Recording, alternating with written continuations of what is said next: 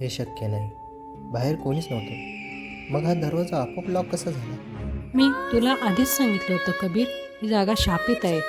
आता आपण इथून बाहेर कधीच पडू शकणार नाही. शांत हो रिया, घाबरून चालणार नाही. कदाचित दरवाजाचे भिजागऱ्या जुन्या झाल्या असतील म्हणून तो जोरात लागला असेल.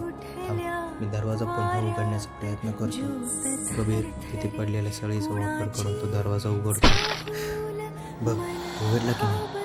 डोकं चालवलं की मार्ग निघतो. चल आता इथून दुसरा रस्ता शोधू.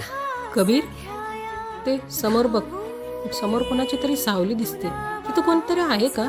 तिथे कोणीच नाही आहे, फक्त वारा आहे. थांब, तुला ऐकू येते? हो. हे पाऊल कोणाचे आहेत? कबीर, चल इथून आपण पळूया.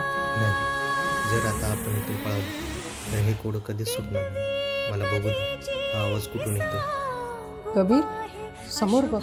या चित्रातल्या माणसाचे डोळे आपल्यासोबत फिरत आहेत असं वाटतंय. हे ऑप्टिकल इल्युजन आहे रिया. चित्रकार अशा प्रकारे डोळे काढतात की ते तुम्हाला बघतात असं वाटतं.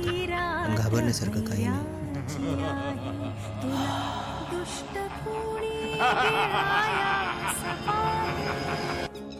कबीर आणि रिया यांच्यासोबत पुढे काय घडतंय हे पाहूया पुढील भागात. धावू नये तुला